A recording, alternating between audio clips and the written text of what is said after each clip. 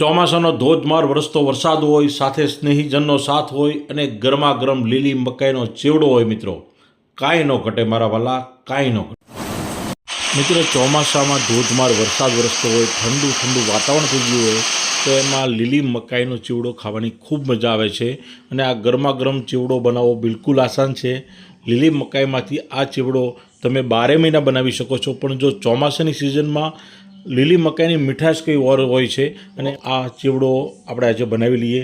ખૂબ આસાન રીતે બને છે, તો તમે વિડીયો પૂરેપૂરો જોજો, ક્યાંય સ્કીપ નહીં કરતા. અને વિડીયો ગમે તો ચેનલને સબસ્ક્રાઈબ કરી લેજો.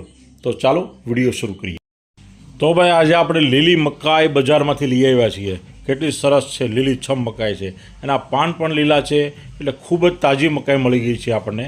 અને ખાસ કરીને આ વરસાદની સિઝનમાં મકાઈ ખૂબ જ આવતી હોય છે માર્કેટમાં. તો આ રીતે આપણે એને છોલી લેવાની છે. તમે જોઈ શકો છો દાણા પણ કેટલા સરસ તરોતાજા છે. અને આ સ્વીટ કોર્ન મકાઈ છે મિત્રો, મીઠી મકાઈ, ખૂબ જ ટેસ્ટી લાગે છે. તમે કાચા દાણા પણ ખાઈ શકો છો, શેકીને પણ ખાઈ શકો છો, અને આનો સૂપ બનાવીને પીવો ને ભાઈ, મજા આવી જાય. હવે આપણે એક મોટી ખમણી લઈને આ મકાઈને ખમણી લેવાની છે. આપણી પાસે 3 નંગ મકાઈ છે, એમાંથી 2 નંગને આપણે ખમણી લઈશું અને એક મકાઈના આ રીતે દાણા કાઢી લઈશું. તો મિત્રો ખમણવાનું અને દાણા કાઢવાનું કામ પતી ગયું. હવે આપણે મકાઈના ચેવડાનો વઘાર કરી લઈએ. એક નોનસ્ટિક વાસણમાં 2 ચમચા તેલ લેવાનું છે. અને આ તેલ થોડું ગરમ થાય એટલે એમાં એડ કરીશું અડધી ચમચી રાઈ, અડધી ચમચી જીરું, અને ત્યારબાદ તજ, લવિંગ અને સૂકા લાલ મરચાં. આટલી વસ્તુથી વઘાર કરવાનો છે. ગેસની ફ્લેમ ધીમી રાખશું. અને હવે કરી પત્તા એડ કરીશું. કરી પત્તાનો સ્વાદ આ ચેવડામાં ખૂબ જ સરસ આવે છે. અને હવે એડ કરીશું દરદરા પીસેલા આદુ મરચાં. આપણે લગભગ 1 થી 1.5 ચમચી જેટલા આદુ મરચાં એડ કરી દીધા. અને હવે ત્યારબાદ અડધી ચમચી હળદર એડ કરવાની છે. અને હવે આ વઘારમાં ધીમા તાપે આદુ મરચાંને બરાબર સાતળી લેવાના છે. ખૂબ જ સરસ સુગંધ આવી રહી છે. તો હવે પહેલાં એડ કરી દઈશું મકાઈના દાણા. સ્વીટ કોર્ન મકાઈના દાણા એડ કરી દીધા છે. ગેસની ફ્લેમ હવે થોડી હાઈ કરી દેવાની છે. અને આ દાણા બરાબર સતળાઈ જાય એટલે આપણે એડ કરી દઈશું ખમણેલી મકાઈ.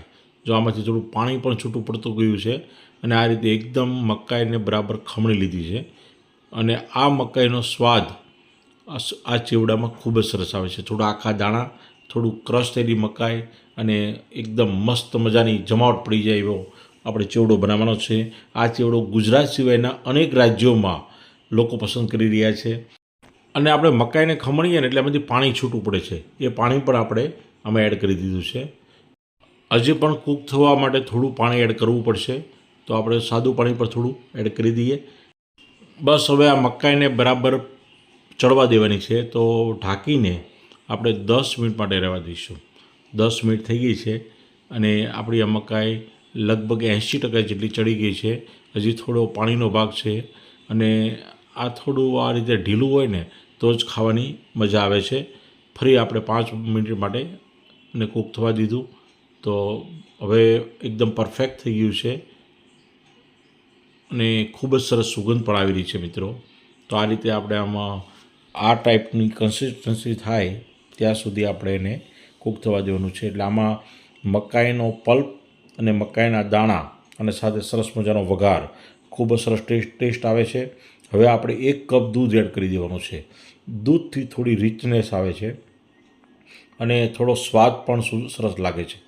અને મિત્રો આપણે ગુજરાતી સ્ટાઇલ મુજબ, ગુજરાતી લોકોના સ્વાદ મુજબ, કાઠિયાવાડી લોકોના સ્વાદ મુજબ આપણે આ ડીશ બનાવી છે. જ્યારે યુપી કે બિહારના લોકો થોડી અલગ રીતે બનાવે છે. હવે આપણે સ્વાદ મુજબ મીઠું એડ કરી દઈએ, થોડી ખાંડ એડ કરી દઈએ, કારણ કે આપણે ગુજરાતી છીએ એટલે આપણે ગળપણ અને થોડી તીખાશ અને થોડી ખટાશ એટલા માટે આપણે લીંબુનો રસ એડ કરી દઈએ. તો આ રીતે આપણી ડીશ પરફેક્ટ થઈ ગઈ છે. સ્વાદનો પણ બરાબર બેલેન્સ થઈ ગયો છે, કારણ કે આપણે લીલા તીખા મરચાં સાથે આદું એડ કર્યું છે એટલે ખૂબ સરસ તીખાશ આવી ગઈ.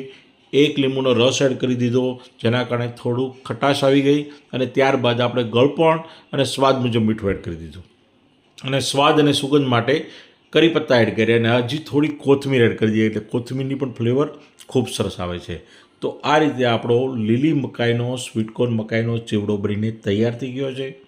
તમે તમારા ઘરે જરૂરથી બનાવજો, બાળકોને ટિફિન બોક્સમાં આપો. કે સવારના મોર્નિંગ બ્રેકફાસ્ટમાં આપો અને ધોધમાર વરસતો વરસાદ હોય ને અને સ્નેહીજનનો સાથ હોય ને ત્યારે જો આ લીલી મકાઈનો ચેવડો બનાવી લીધો હોય, ખરેખર ખૂબ મજા આવી જાય મિત્રો. તમે જરૂરથી બનાવજો. હવે આ મકાઈના ચેવડાને આપણે એક સર્વિંગ પ્લેટમાં કાઢી લીધો છે અને એને સરસ રીતે ગાર્નિશ કરવાનો છે.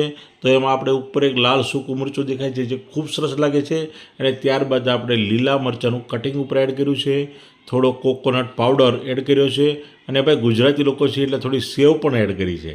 સેવનો સ્વાદ ખૂબ સરસ આવે છે અને ત્યારબાદ કોથમીર, લીલા ધાણા એડ કર્યા છે અને આ રીતે આપણી સ્વીટ કોર્ન મકાઈની લીલા ચેવડાની ડીશ બંને તૈયાર થઈ ગઈ છે. વાવ, જો કેટલી સરસ લાગે છે મિત્રો. તો મને એવું લાગે છે કે તમે જરૂરથી બનાવશો, તમને આ ખૂબ જ ગમી છે. તો રેસીપી ગમે તો લાઇક કરજો, શેર કરજો, સબસ્ક્રાઈબ કરજો. મળતા રહેશો નવા વિડીયો સાથે. જય હિન્દ, જય જય ગરવી ગુજરાત.